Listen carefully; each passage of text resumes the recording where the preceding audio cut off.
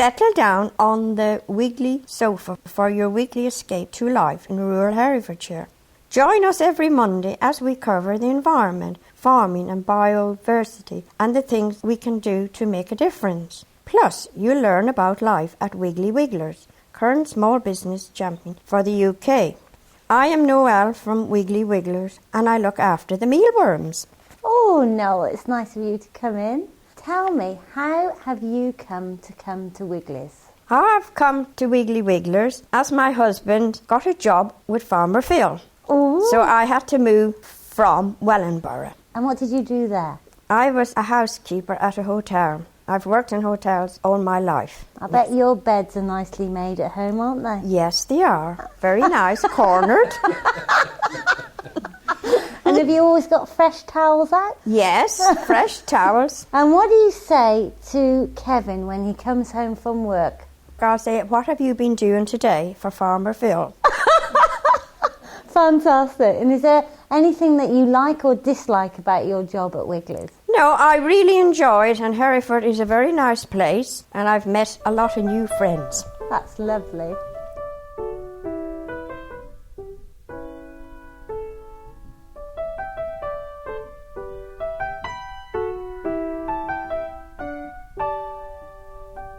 Your co-hosts today are Heather and Richard.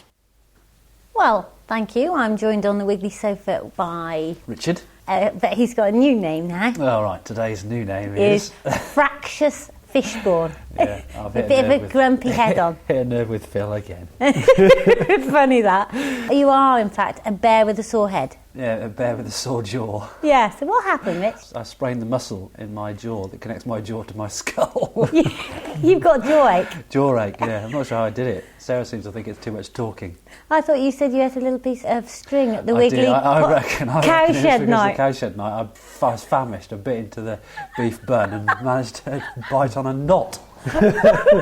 The string that had been left in my bone, whether it was done on my devious plan worked, therefore, and the fractious fishborn will no longer be able to talk rubbish about hedges for a while anyway. And so here is Phil. Welcome, Hi. Phil. And just to put you in the picture, listener, Richard has a big bandage which ties just on the top of his head and a little bow.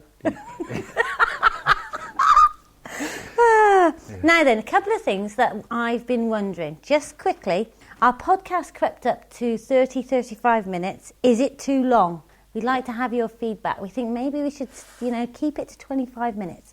And the other thing that Richard and I spoke about was the time of the week. Wasn't it, Rich? Yeah, we did. Well, you thought it might be a good idea perhaps to do a podcast or put the podcast out on a Friday instead of on the Monday that we usually put it out on. Now, we don't know if that's technically possible. Michael's sitting here going, oh, I'm not sure. Yeah. But the thing that we wondered was, if you're going to settle down, is it right to do it on a Monday morning? Let us know, listener. What do you think, Phil? If you've got iTunes and you've subscribed, then it's there whenever you're ready for it. So. That's right, but I'm a podcast addict and I feel I'm out of date if I don't download at the right time, because what if you're mentioning something in that week? Anyway, moving on. What's on this week? We turn the tables on a journalist. Yeah. Andy West from Wyvern FM gets the Wiggly treatment. We've got Jane Peroni, who's from Guardian Unlimited, who wants to know why they put magnets inside cows. Do you know that? I'd like to know that as well. Yeah, would you? Yeah. So Farmer Phil's in here to tell us that. We've got Monty's Wormcast. But first, we've got some listeners' feedbacks. Would you like to read the first one out, Rich? I will. Hello there. I've just listened to my first podcast and it was yours from last week. I found it extremely interesting and amusing. As a young family, we are very interested in British produce and buying locally sourced produce. We use an organic veg box scheme, but as one of your listeners said, we are dictated to by the farmer as to what we get. I would happily buy from farm shops, but don't know where to find them. We live in a built-up area between Nottingham and Derby, so finding farms would be time-consuming. Is there anywhere that holds a list of farm shops? Is there anywhere that holds a list of farm shops? Yes, there is, and you go to www.bigbarn.co.uk. There you are. Going on, I did become slightly annoyed by one of your topics, she says. That was Mother's Day. What is Mother's Day? In Britain, we have always had Mothering Sunday. This Mother's Day that is constantly referred to these days is just a commercial card company way of making people spend more money. Ooh. Woo! She's absolutely right, of course, isn't she? And it was foolish of us, really. and we apologise. We do. We've seen the error of our ways. She goes on, it doesn't seem to have anything to do with appreciating all the hard work our mothers put in raising us. Please call it by our traditional British name of Mothering Sunday and stop the American card companies from taking over.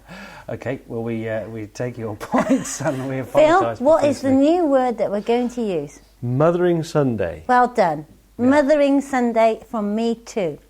And you, Ricardo. Absolutely, Mothering Sunday. In fact, I think it's your influence that made me call it something other than Mothering No, it wasn't. It was you. It was definitely you. Yeah, Mother's Day, probably. Anyway, have you finished? So moving on, what she did say, her last parting words were, well done, I shall be recommending it to anyone who will listen. So that is our podcast. And then she did say something about PSing. I know that you'll probably be thinking that I'm an old lady, but in actual fact I'm 21, and she also says she's 29. 29, sorry. She also says about how successful her can of worms is and how she enjoys Monty's worm factor. Brilliant. And after that, Caroline wrote in, after she heard you calling Noah names, Noah the cat, she wrote in to tell you that her cat Millie was a beautiful cat, didn't catch birds, and she sent a picture of Millie listening to your song thrush, sat on the sofa with her iPod in front of the cat. Yeah. So you can find that picture on wigglyWigglers.blogspot.com. Fantastic. That Mothering Sunday thing, I've got to tell you both that we've had our first 2 orders from the US of A. Flowers. Now, I know we can't send flowers out there, but the American listeners have sent flowers to their relatives in the UK. And here's our first response. I'll try and do an American accent. Perhaps you shouldn't.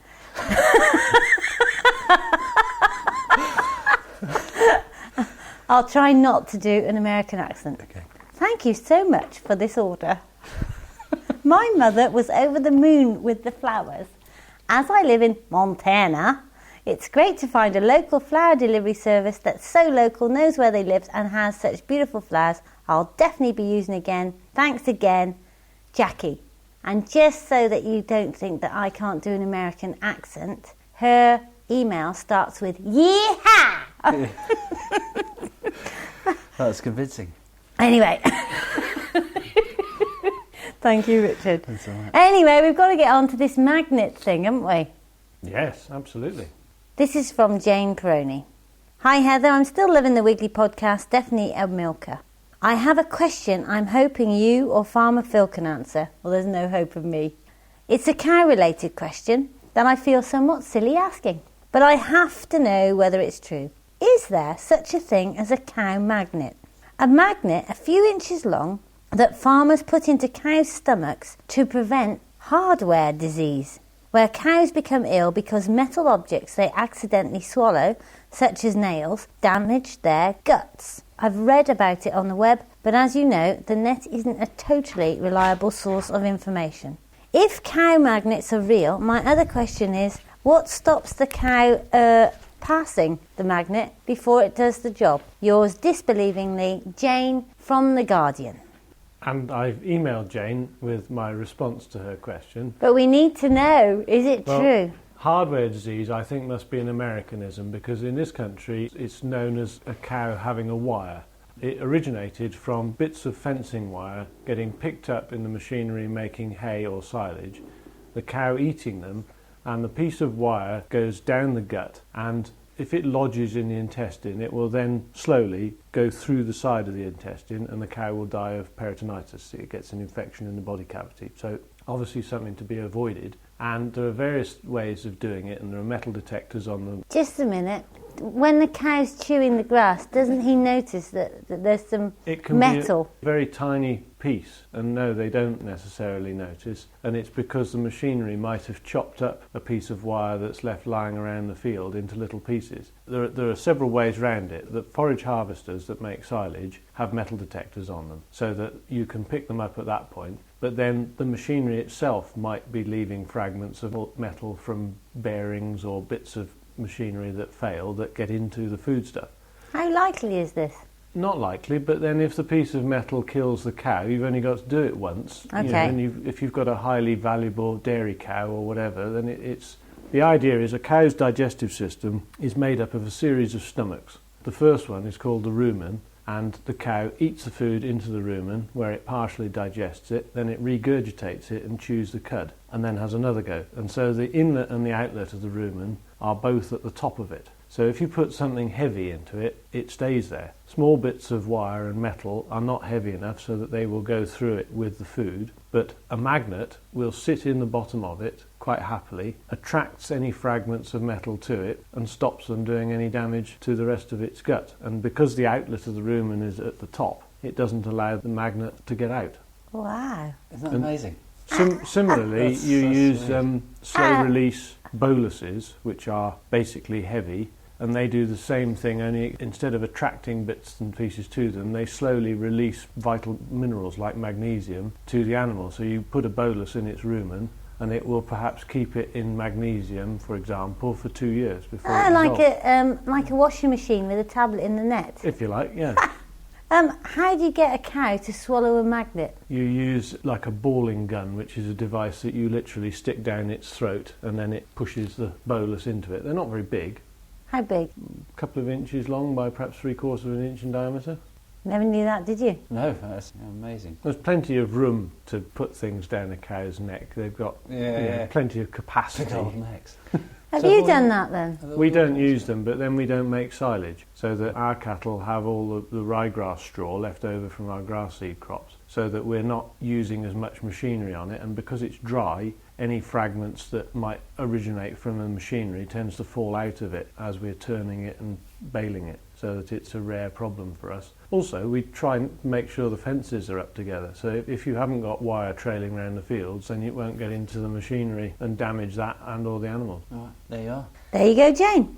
Thank you very much.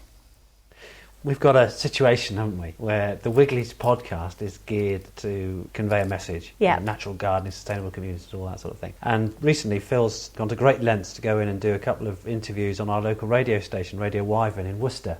And some of the things he said have been taken out of context, haven't they, Phil? Well, that's right. I got a bit edited, so that Farmer Phil said that Herefordshire farmers are revolting, and Farmer Phil said that he's got every sympathy with mothers taking their kids to school in the Range Rover. But you did say that, Phil. I did say that, yes. But I said one or two other things as well. As you know, I like to waffle, and that was the trouble, I think. The plan was to be able to give people an idea of why badgers shouldn't be culled and how unfortunate 4x4s can be in a built-up situation. So, as part of Heather's cunning plan, you invited the guy who interviewed Phil down to the farm, didn't you?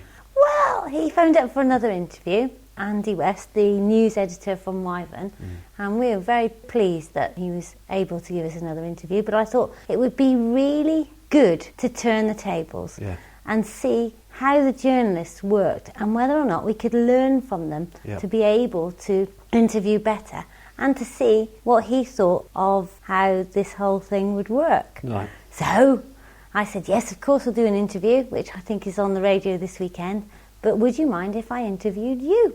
And do you know what he said to me? He said, what are the questions going to be? Yeah. And I said, I don't think I can tell you that. And I said, how would that be if I asked you what the questions would be? And he said, oh no, I don't let people ask me that. Anyway, we went into the cow shed and turned the tables. Right, I'm here with Andy, and he is the Wyvern FM, what is it? News editor. So the tables have been turned, Andy. They have. I'm very nervous. That's good. You know what it's like now, then. Yes. As a farmer. It's not nice. No. It'll be fine. Can you tell me a bit about your background and what you do at Wyvern? And by the way, listener, we're in the cow shed, and we've got number 69, who is taking a lot of interest in us and what we're doing. And Andy just mentioned to me he has a slight phobia about cattle.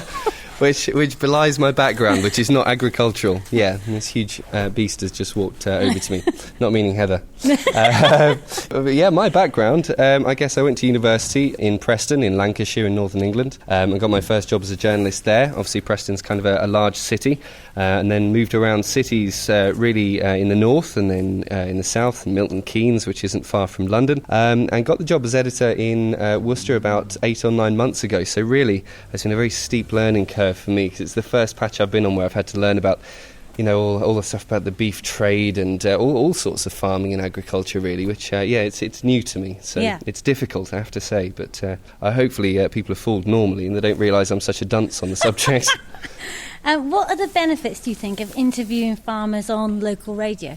Well, the benefits in this area are clear because actually it's very easy when you're kind of based in a city like Worcester.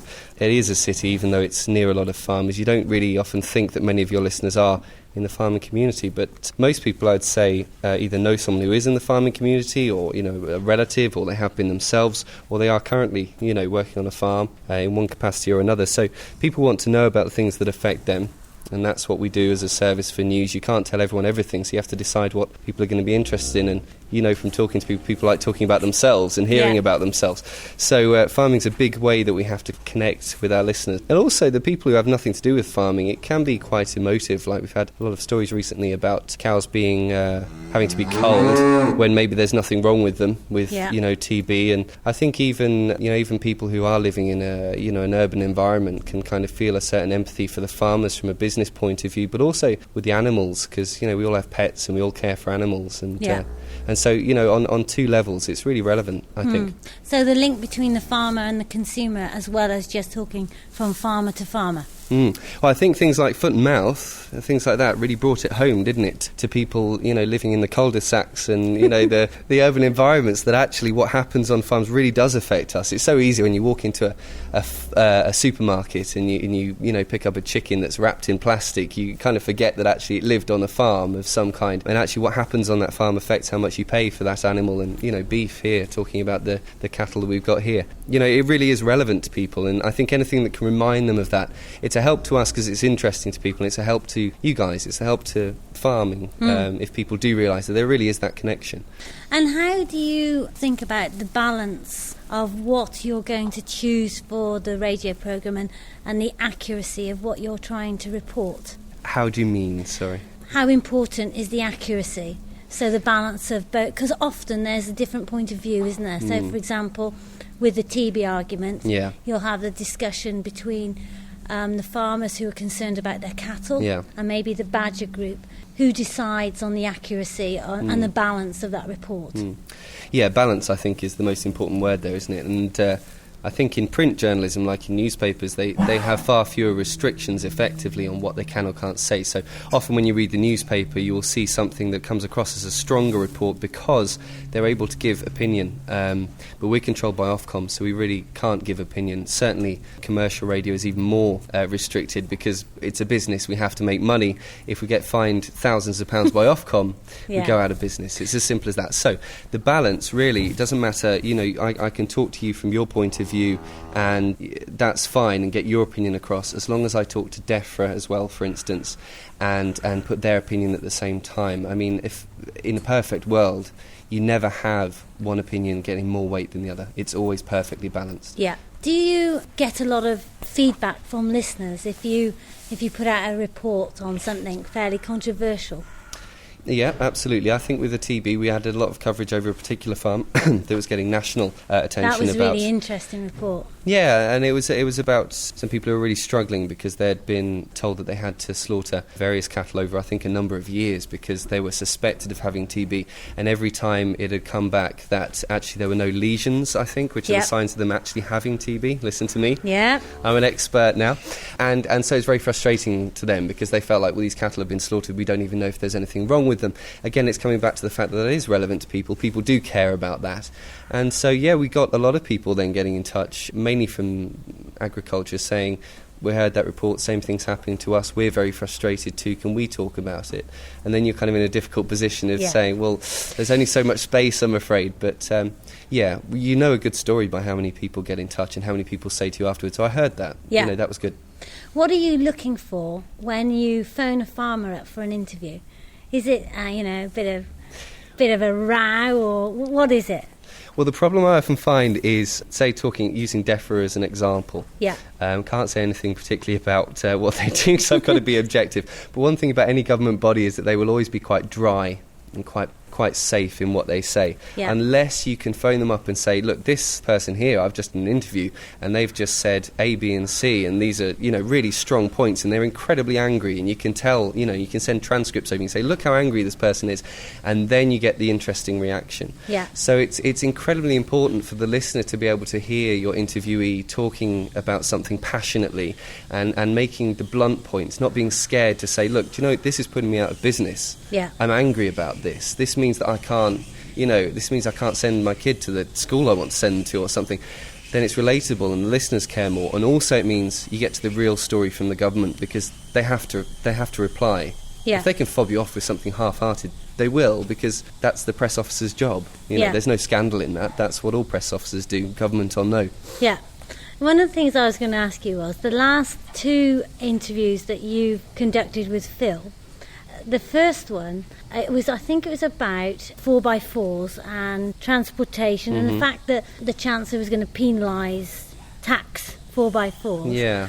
And you just put on the radio, his point was that he had sympathy with the mothers and who took their kids to school by 4x4, but that actually missed out the point. How do you clip? Cuts. Yeah, that was one of the cuts. What we do is from the interview, you take different cuts from that. Yeah. And because you're restricted in the amount of time we have in bulletins, we are not primarily a news station. So you have to find a way of taking different points from that interview so that it stays fresh for each bulletin. And so you can't get the person to make the same point over and over and over and over again in the interview. There's no point. So over the space of time when the different cuts went out during that day, he made the point that he felt it was unfair. And also the guy from the Chamber of Commerce said, well, you can't expect farmers to, stick their cattle in the Mini or something along those lines. So the point was definitely made, I felt, quite strongly as a whole. Yeah. And the second one, which is when I just laughed my head off at, it was about TB, and the quote that you used from him was, "Herefordshire farmers are revolting." That was it. Really? Yeah. That wasn't an intentional pun. Honestly, having met you, I know that's not true, but I wouldn't suppose that it was anyway. It was an intentional pun, I don't think. I'm trying to remember the clip now, but... I just wondered what the point was. If you interviewed someone, is your strategy to take clips from different ones, or would it not be more worthwhile to have a complete piece in context that somebody could relate with? Yeah, I mean, in the perfect... I'm a listener to BBC Radio 4. Yeah. And whether I should admit that, I don't know. Oh, I think that's fine. Working for the company. What they have is the luxury where they are primarily a news station, so they can give that kind of time. As I said before, being a business, the priority is with news because we have to do it contractually to be able to broadcast, and it's with news because people care about local news in their area. The thing is, when you do an interview with someone who's an expert, like a farmer in something, it is, in my experience, absolutely inevitable that they will listen back to that interview and say, that was hardly anything of what I said, that meant nothing, that was not the point I was trying to make. Yeah. Because they're an expert, they know all the background. And it may sound simplistic when they hear it back on the radio. And it's the same when interviews, say, people to do with schools. It's any kind of area like that, any kind of subject where you're talking to somebody who really knows what they're talking about.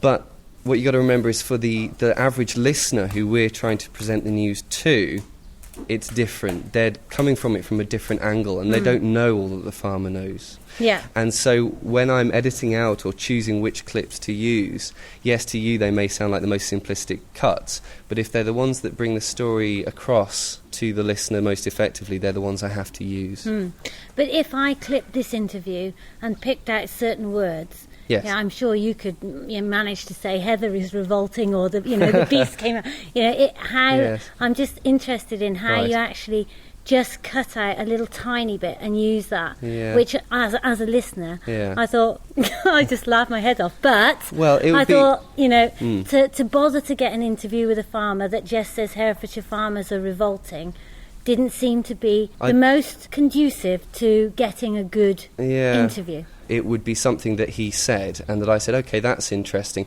I think I was probably wanting to use the word revolting as in staging a revolt, rather than particularly ugly or smelly or anything like that. What advice would you offer to a farmer when they're being interviewed? Because you're the journalist, and that's what we want to know. all our podcast listeners. Well, if you're being interviewed by someone, first of all, the most important question is, how is this going to sound when it goes out? What story is this? Yeah. Okay. So then the journalist can say, okay, what we're going to do is this is going to be a 30-second story. This is what I would say. It's a 30-second story where you have 20 seconds of the newsreader and 10 seconds of the interviewee. Yeah. In which case you then can say to yourself, right, okay, and if I want to get my point across and take charge of this interview, Yeah. you know, or take my half Yeah. of the interview, then I need to have it very clearly in my mind what it is I want to say. So almost a and say it. soundbite. If the worst thing you can do, if you want to avoid hearing something back and saying, that's not quite what I meant, the worst thing you can do is waffle. Yeah. Because then the journalist has no choice but to pick bits here, there and everywhere, trying to get to what you're trying to say. So MPs are brilliant at it. If you watch an MP on telly or hear them on radio, there's very few edits because they know they have to talk and they have to get their point through in no more than 15 seconds, Yeah. which is not easy. That's the first thing. Yeah. Secondly, obviously, well, on the other hand, you might be talking to someone, say, from a BBC station where they'll say, well, actually, it's going to be a 2-minute piece, in which case you can relax a bit Yeah. and you can have that in your mind. So ask the time. Ask how long it's going to be. Is perfectly acceptable. It's acceptable, I think, just to not be a control freak No, about no. it, but just it is your right to know when it goes out on air, the kind of thing that's going to go out on air. Yeah. And it should be made clear to you. There Yeah. shouldn't really be a surprise when you hear it go out on air. You may feel surprised, I didn't expect them to use that bit. Yeah. You shouldn't think, I said that off the record and they've put Oh, it yeah. out. Yeah. Or that's not what they said they were talking about. That's wrong. So it's information is power. It's the same with anything. It's, don't be afraid to ask questions. And always make it clear to the journalist, look, I'm not saying I'm not going to do it. I just want to know Yeah. what's going to happen. Fantastic. Thank you You've very backed me much. into a corner there. I feel like a politician. I think I wormed my way out of it. You in a wiggled Wiggly your way Wiggle out of it style. beautifully. Thank you very much indeed. I reckon that our podcast listeners will really enjoy that because they don't quite know how to deal with It's media. tricky, isn't it? Yeah. Yeah, but it's important that we do it because we've got a really good story to share. Anyway, Brilliant. thank you. Lovely talking to you. Well, that went really well, didn't it? Wow, I really think that Andy was brave to come, and thank you very much, Andy. We actually learnt a lot from it. Yeah, it was very informative. He did explain very well the error of my ways. It was a useful experience, and he responded to the whole episode by emailing you, and he said how much he's enjoyed listening to the CD of the Wiggly podcasts, and it really made him laugh, apparently. And he also said how much he learned. He also said, very excited, but also slightly nervous about being on it next week, Heather. I hope I won't get any nasty surprises. We should have edited him to say, Yeah. I hate farmers, or something. Something like that, yeah. But the other thing he said, interestingly enough, was I really could imagine you doing something with the BBC, though. Who knows where it could go. Fantastic. Praise indeed. And here's Monty. The Wiggly Wormcast Podcast by Monty, a weekly fact on worms. Imagine how much water we could save by using a worm composting toilet. Many organisations such as the National Trust and the Centre of Alternative Technology use toilets stocked with thousands of Wigglies. Stop press. Got to tell you, Rich, we got to number 3 in the iTunes Science chart, number 69 on the US iTunes chart, and number 29 on the Irish chart. Wow. Where's Australia? Well, they're not in there, are they? I thought you were going to say it was 600 miles nautical. Anyway, No. Rich, Michael's already said it. Rich, next week, Yeah, myself, Rachel, Jode and San go Dutch. that's right, yeah. I'm sure that's something you do regularly, isn't Yeah, it? it is. Absolutely, what are you trying to say? Nothing. Except we're talking dirty again next week because we go and see how a worm farm works and where all our wigglies are bred. Excellent. Join us, listener, then. That'll be interesting.